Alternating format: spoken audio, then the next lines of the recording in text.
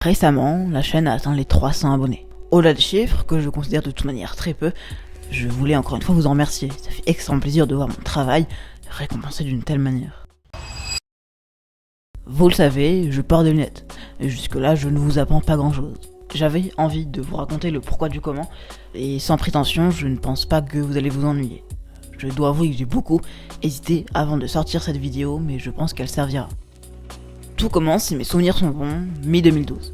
À cette époque-là, j'ai encore 5-6 ans, et le matin, ça fait quelques jours que je me réveille avec des croûtes dans les yeux, qui m'empêchent de les ouvrir. Du coup, mes parents commencent à s'inquiéter, et ils décident d'aller à l'hôpital de la ville à côté. Pas que ça nécessite une opération ou quoi que ce soit que suggère le mot hôpital, mais tout simplement parce que les médecins là-bas étaient ceux qui avaient fait le plus d'études, et donc les plus aptes à répondre à leurs questions. Une doctoresse là-bas me diagnostique alors une kératoconjonctivite vernale. La kératoconjonctivite vernale est une inflammation allergique chronique saisonnière de l'œil au niveau de la conjonctivite et de la cornée. Elle touche principalement les jeunes garçons et se caractérise par des yeux rouges, une photophobie, des démangeaisons et un prurit majeur. Elle s'atténue souvent à l'adolescence. Je vais vous l'expliquer moi-même, je pense que ça sera plus pratique. Déjà, je suis allergique au soleil. Alors non, celle-là on me la sort souvent, c'est que les yeux, pas la peau, et tout ça s'accompagne d'une photophobie. Je pense pas avoir spécialement besoin de vous expliquer le mot, t'inquiète pas Kylian, tes photos ne me font pas peur. Mais en gros, je suis extrêmement gêné par le soleil. Bien plus que n'importe qui, et si je m'expose trop longtemps sans protection, des croûtes peuvent apparaître dans les heures, voire les dizaines de minutes qui suivent. Pour ça, en plus de la correction, mes verres sont photochromatiques. Vous en avez sûrement déjà entendu parler sous un autre nom, mais en gros, ça veut dire qu'ils deviennent plus foncés quand il y a du soleil et redeviennent normaux quand il n'y en a pas. Donc, c'est là que tout commence. Après, ça roule. Pour être honnête, j'ai fait mon CP, CE1, CE2, CM1 et puis CM2. Au début de ce CM2, pareil. Ça roule, mais c'est vers avril que ça commence à se compliquer. La photophobie revient.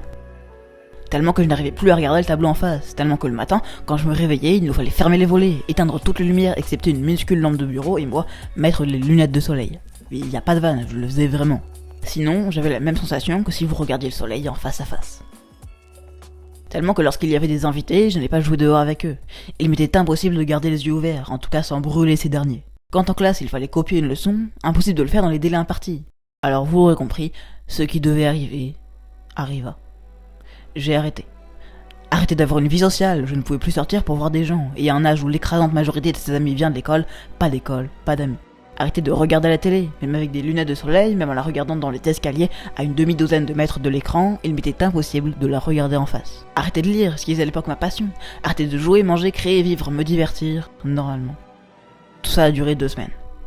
Après ce délai, j'ai pu retourner à l'école normalement, et donc reprendre une vie à peu près normale. Puis je suis rentré en 6ème, avec tous les changements que ça implique. Et le CM2 n'était rien à côté de ce qui allait m'arriver. Les quelques premiers mois sont passés comme sur des roulettes, puis les vacances de Noël sont arrivées. Et c'est là que ça devient intéressant. Très intéressant, et même trop intéressant. Après avoir fêté Noël puis le Nouvel An, les symptômes du CM2 reviennent. En masse.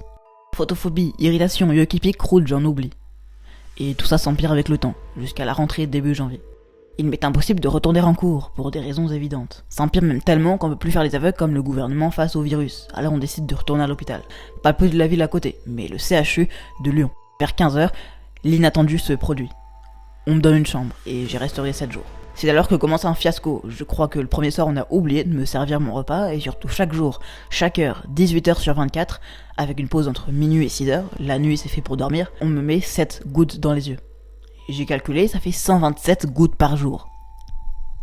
Pendant mon séjour, qui se résume à jouer à Rider, manger à McDo, avoir des visites, dormir 6 heures par nuit, lire, jouer à Rider, manger à McDo, etc., on découvre pour ne rien gâcher que j'ai un ulcère à l'œil gauche. Bien entendu, suite à la kératoconjonctivite vernale.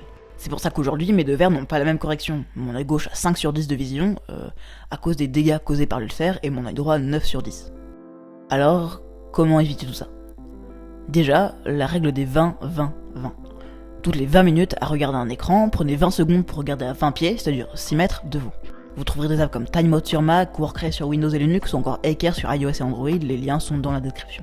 C'est sûrement le conseil le plus difficile de tous à appliquer, mais limitez votre temps d'écran. Cette semaine, mon iPhone m'informe que j'ai passé en moyenne 5 heures à travailler, créer ou me divertir.